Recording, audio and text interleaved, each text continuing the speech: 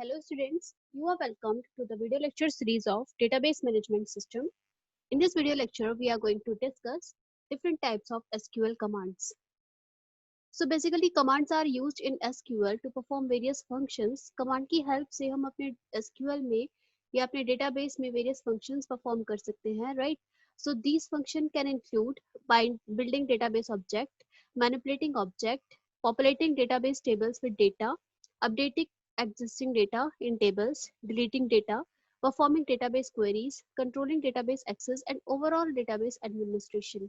So in short अगर हम इसे डिस्क्राइब करें तो कमांड्स किस लिए यूज होती है। कमांड्स हम डेटाबेस में यूज करते हैं ताकि हम अपने डेटाबेस में डेटा को अपडेट कर सके, डेटा मॉडिफाई कर सके या कुछ बेसिक ऑपरेशंस डेटा फैच कर सके। सो बेसिकली कमांड्स यूज होती हैं इस पर्पज से। So the main categories are, हम अपने प्रीवियस वीडियो लेक्चर में भी डिस्कस कर चुके हैं मेन कैटेगरीज एसक्यूएल कमांड्स की। First is DDL, data definition language, DML, data manipulation language, next is DQL, data query language, DCL, data control language, and TCL, that is transaction control language. So we will discuss all these and we'll see how we can implement this in our MySQL.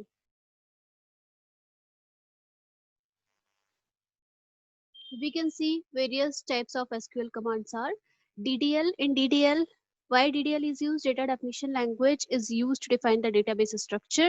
DDL की हद से हम database का structure define करते हैं। ये schema create करने के लिए use होता है। Used to create schema, tables, indexes, constraints, etc. Using DDL, we can create the skeleton of the database, right? If we want to create the skeleton, we use the DDL commands. So different commands are create, alter, truncate, drop, describe and rename. These are the basic DDL commands. And if we talk about DML commands, why we use DML commands? DML commands are used to access data and manipulate data in the database, right? So जब कभी भी हमें database से कुछ particular data fetch करना है या फिर database से particular data को manipulate करना है, so we use data manipulation language. It handles user request. User की जो भी request होती है DML के through handle की जाती है.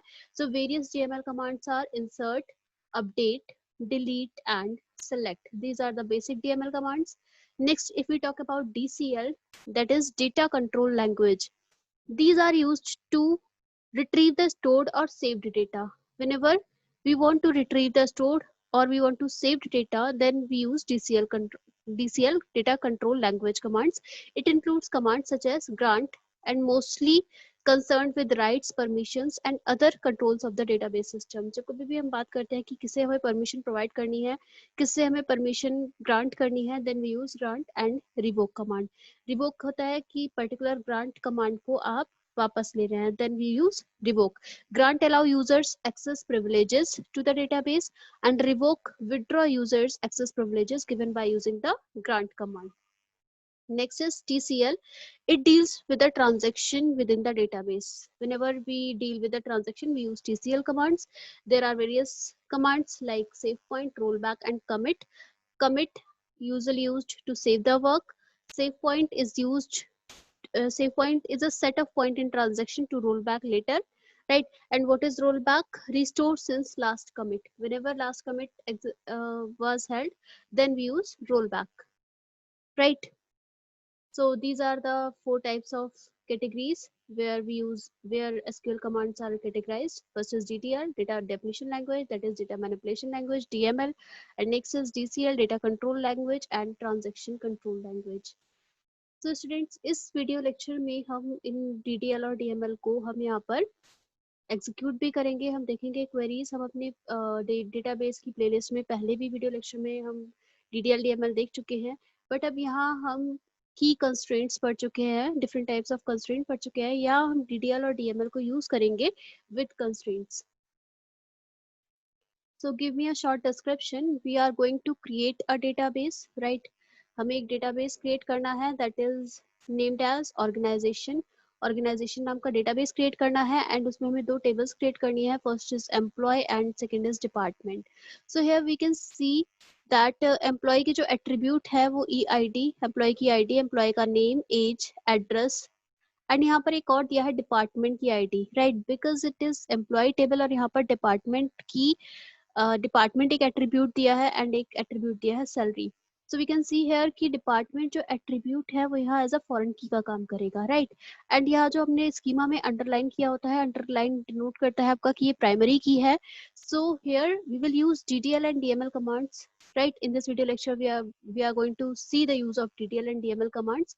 बट हम क्या इस स्कीमा के अकॉर्डिंग हम ये भी देखकर चलेंगे कि हमें किस तरह से अप्लाई करना है, राइट, यानी कि प्राइमरी की किस तरह से लगानी है एंड प्राइमरी के साथ हमें कंस्ट्रेंट किस तरह से अप्लाई करने हैं एंड फॉरेन की का कंसेप्ट भी हम यहाँ देखेंगे, right. So here we are going to execute the commands.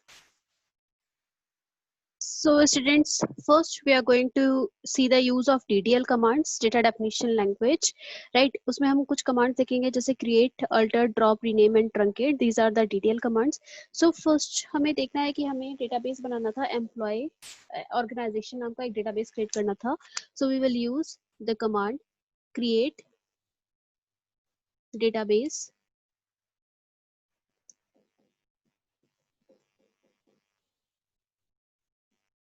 organization. So we are seeing that database named as organization has been created. Now we will use it. So we will write use organization. Right. So now अब हम organisation database का use करेंगे. अब हमें देखना है कि यहाँ पर हमें दो टेबल्स क्रिएट करनी थी. मैंने आपको बताया था एक एम्प्लॉय नाम की और एक डिपार्टमेंट नाम की. सो हम एम्प्लॉय में हमारी फॉरेन की भी है, राइट. तो हम एम्प्लॉय पहले नहीं क्रिएट कर सकते क्योंकि वो फॉरेन की वाली एरर आपको शो करेगा क्योंकि उसमें हमने फॉरेन की का यूज किया है. तो सबसे पहले आपको उस टेबल को क्रिएट करना पड़ेगा जो फॉरेन की, जैसे कि हमने कहा डिपार्टमेंट ID हमारे एम्प्लॉय की फॉरेन की है. तो आपको पहले डिपार्टमेंट टेबल बनानी पड़ेगी क्योंकि वहां पर डिपार्टमेंट की ID as a primary key work करेगी डिपार्टमेंट टेबल में. So we are going to create table named as department. create table department.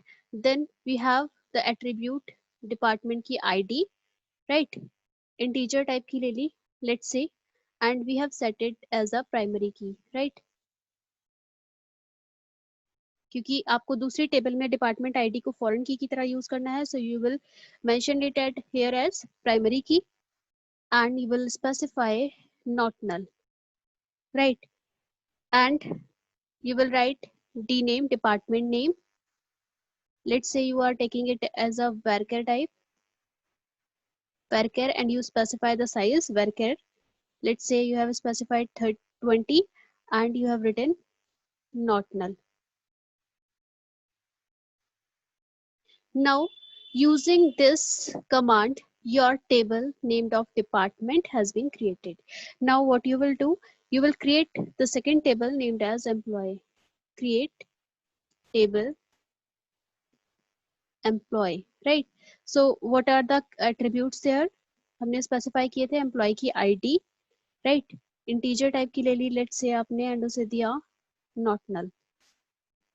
Not null is a constraint. Not null से ये स्पेसिफाई होगा कि इस एट्रीब्यूट के लिए आप नल वैल्यूज नहीं दे सकते.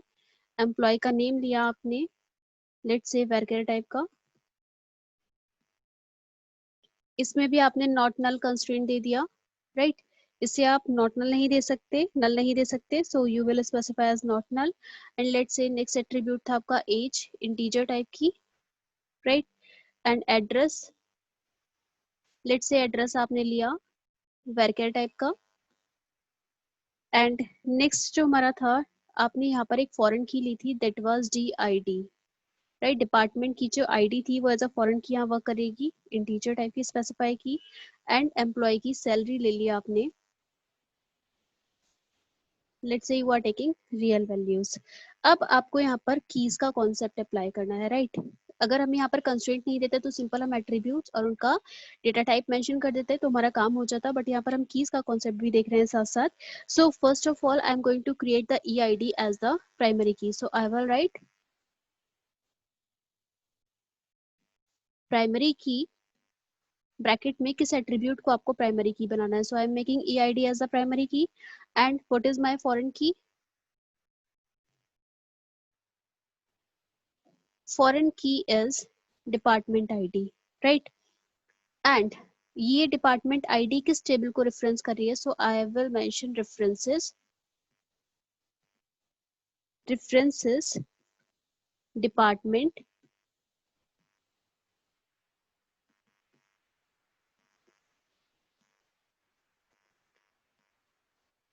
DID, right. सो फॉरेन की को मैंने डिपार्टमेंट की आईडी को मैंने यहाँ पर फॉरेन की ऐसा मेंशन किया है, और ये रेफरेंस कहाँ से मिलेगा इसका, डिपार्टमेंट वाली टेबल से। अब मैं यहाँ पर एक स्पेसिफाई कर रही हूँ कि डिलीट जब भी हम करें तो नल वैल्यू सेट कर दे और अपडेट करने पर कास्केड कर दे। So I will write on delete set null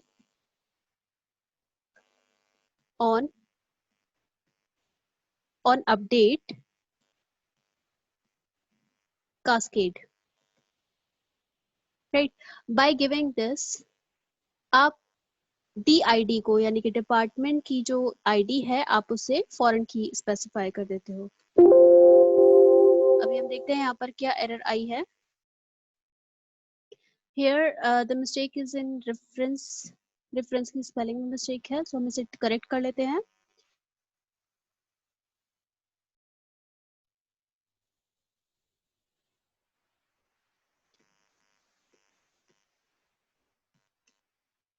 right अब हमारा ये क्वेरी करेक्ट है। राइट हमने क्या किया, क्रिएट टेबल, यहाँ पर हमने क्रिएट टेबल के एट्रीब्यूट सारे स्पेसिफाई कर दिए। यहाँ पर प्राइमरी की आपका एम्प्लॉय आईडी हो चुका है एंड फॉरेन की डिपार्टमेंट की आईडी एज अ वर्क करेगा। Right now we want to see the tables कि हमारी कौन कौन सी टेबल्स हमारे पास अब क्रिएट हो गई हैं। So we will write show tables. Right, so department and employee, these are two tables. Now if you want to use the second command, that is alter, right? So we will use alter command. Here we will write alter. Let's say I want to alter the table department, मैं उसमें एक head office का column add करना चाहती हूँ, right? So I will write alter table department add head office, head office varchar type का लिया मैंने यहाँ पर, और let's say मैं head office को यूनिक की बना रही हूँ, यूनिक की, राइट। सो यहाँ पर मेरा एक एट्रीब्यूट ऐड एक और एट्रीब्यूट ऐड हो जाएगा डिपार्टमेंट वाली टेबल में, दैट इज हेड ऑफिस, और मैं उसे क्या कर रही हूँ, यूनिक की बना रही हूँ। So if I want to see that table की कितने एट्रीब्यूट्स आपके डिपार्टमेंट टेबल में ऐड हो चुके हैं, so I can write describe command. Describe भी आपका DDL कमांड है। डिस्क्राइब कमांड के लिए आप लिखते हैं DESC, describe table name, and your table name is department, right. So we can see here clearly कि हमने डिपार्टमेंट आईडी को यहाँ प्राइमरी की बनाया हुआ है। सो की के नीचे यहाँ पर प्राइमरी लिखा आ रहा है, एंड हमने हेड ऑफिस को बनाया है यूनिक की, सो इट इज यूनिक लिखा आ रहा है, राइट। सो मैं आपको यहाँ पर कंस्ट्रेंट्स के साथ ही कमांड्स बता रही हूँ, TML commands. Now let's say मुझे अब अपने डिपार्टमेंट को रीनेम करना है, राइट। मैं चाहती हूँ कि मेरे डिपार्टमेंट की जो टेबल है उसको रीनेम कर दूँ। सो एक अनदर रीनेम कमांड है, I will use rename table department to. लेट्स से मैं इस डिपार्टमेंट बहुत बड़ा लग रहा है, मैं इसको DEPT करना चाह रही हूँ, right.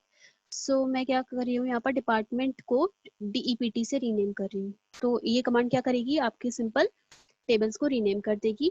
You can use show tables. अभी आपका डिपार्टमेंट वाली टेबल रीनेम होकर यहाँ पर शो रहा है, पहले आपका डिपार्टमेंट नेम से आ रहा था, अब आपका DEPT नेम से आ रहा है। Hope that is clear. Now you can use another command, that is drop table name, right? That is very simple command. आप किसी भी टेबल को यहाँ से डिलीट कर सकते हैं।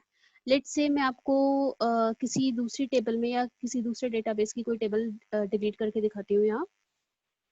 So now let's say मेरे पास कुछ पर्टिकुलर डेटाबेसेस होंगे, मैं उनमें से कोई टेबल आपको डिलीट, क्योंकि मुझे अभी इनका यूज करना है डिपार्टमेंट और employee, so I am not going to delete these tables.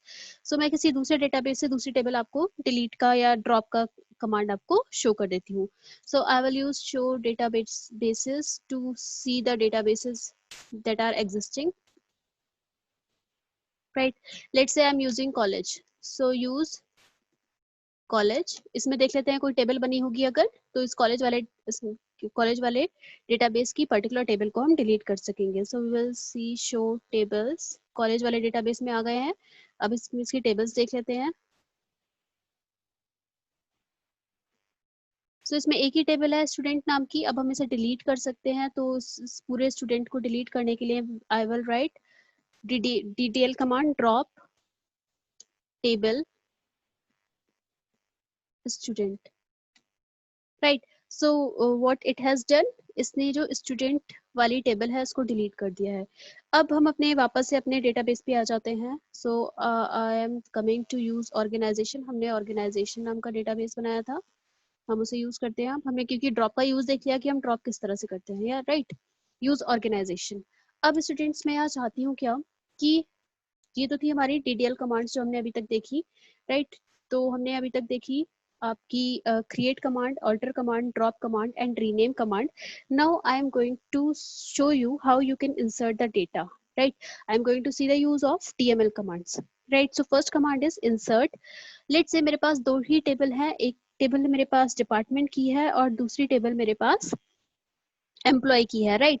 So employ table में मेरे पास फॉरेन की है, और जब आप अगर फॉरेन उस वाली वैल्यू में, उस टेबल एम्प्लॉय वाली टेबल में पहले वैल्यू फिल करना चाहेंगे तो आपका एरर आ सकती है, बिकॉज जो फॉरेन की है उसमें DID, जब तक आप उसकी वैल्यू डिपार्टमेंट वाली टेबल में फिल नहीं करेंगे तो मे बी आपको एरर शो कर सकती है। So I am going to fill the first department वाली table, right. So I am using insert into. अब ध्यान रखिएगा मैंने यहाँ पर डिपार्टमेंट को रीनेम किया था, मैंने DEPT कर दिया था, राइट। डिपार्टमेंट को डिपार्टमेंट पूरा ना लिखकर उसको रीनेम कर दिया था as DEPT। So I will use here DEPT, department का name. Insert into department. Now I will write values. सो वैल्यूज के लिए मेरा पहला उसमें एट्रीब्यूट था डिपार्टमेंट की ID, लेट्स से 1। डिपार्टमेंट का name, let's say I am using HR department, right. And then let's say उसका हेड ऑफिस, हेड ऑफिस में मैंने डाला दिल्ली। HR डिपार्टमेंट का जो हेड ऑफिस था वो दिल्ली था, right. So by using this query you have inserted one row, right. Now I can use this again to fill another value.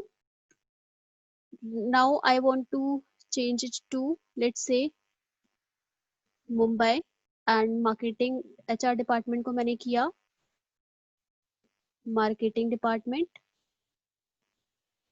And इसकी जो ID है डिपार्टमेंट की ID, लेट्स से मैं उसे 2 बोल रही हूँ, right. By using this query I am inserting another row in the department table, right. So this is how I can use the um, insert command.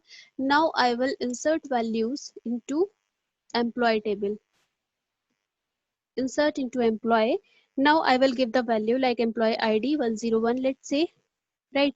Name मैंने employee का लिया, let's say रमेश, and उसकी age ले ली 31, because हमारा next attribute 31 था। Let's say उसका address Gandhinagar, right. And department ID, next attribute था department ID, so you will use 1। And उसकी salary, let's say I have used 20,000, right. सो यहाँ पर हम सीक्वेंस में, जिस सीक्वेंस में आपने एट्रीब्यूट दिए उसी सीक्वेंस में आप यहाँ पर वैल्यूज इंसर्ट करेंगे। सो देयर इज किसी जगह एरर है, सॉरी एक जगह एरर है, I am going to correct it. I have to write employees के बाद values. I have not specified values here. So employee values.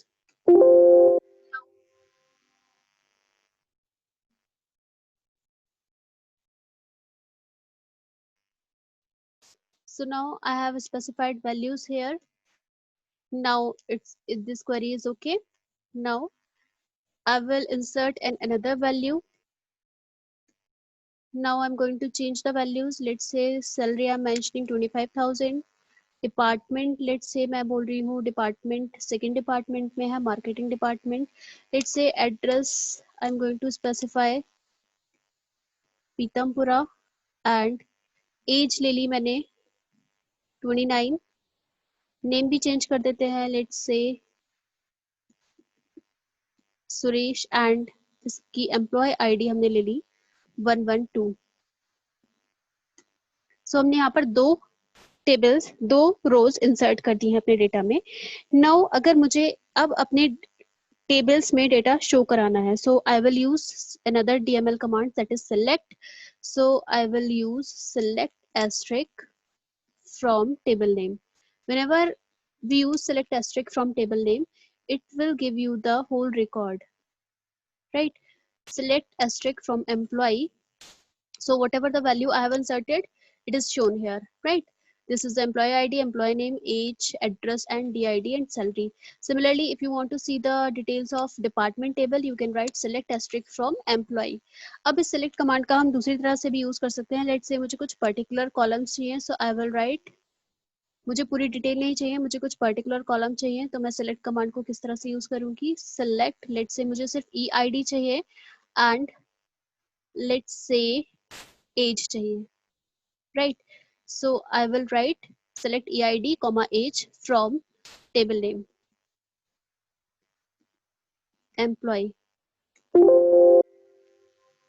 Uh, so by mistake I have written here form. I can write from, so it will be corrected, right. So क्या result मिला, जो कि आपकी employee ID और age था table में, वो सारी डिटेल्स आपको यहाँ मिल गई हैं, right. So this is how we can use the select command. And now next is update command. Update is an another DML command.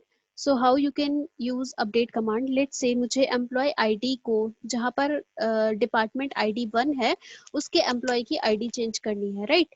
Employ ID यहाँ पर 101 शो हो रही है, जहाँ पर डिपार्टमेंट ID 1 है. सो मुझे 101 की जगह 103 करना है, let's say. So how will I use update command. I will write update employee set EID equals 103, right. मुझे 103 सेट करनी है, where DID department ID is 1, right. By this आपकी ये वैल्यू चेंज हो गई है. सो हम एक बार देख लेते हैं कि क्या हमारा वाकई में डेटा चेंज हो गया है. सो पूरा डेटा देखने के लिए आप क्या, सेलेक्ट एस्टेरिक फ्रॉम एम्प्लॉय, आप इस कमांड का यूज करेंगे. So I have written select asterisk from employee. अब आप देख सकते हैं कि यहाँ पर पहले हमारा 101 था, अब एम्प्लॉय आईडी जहाँ पर डिपार्टमेंट ID 1 है, वहाँ 103 हो गई है. Now the last one command is that is delete. So how we can use delete command. Let's say जहाँ पर नेम रमेश है, मुझे उस रो को डिलीट करना है, right. So it is an another DML command. I will write delete from employee, where employee name equals, employee name क्या है, रमेश, राइट. सो इससे क्या होगा, जो यहाँ पर आपका एम्प्लॉय नेम रमेश है वो डिलीट हो जाएगा. So we can see here कि क्या आपका वाकई डेटा डिलीट हुआ है. Select asterisk from employee. अब हम देख सकते हैं कि हमारी एक रो यहाँ पर डिलीट हो चुकी है. So students, this was all about the DML and DDL commands.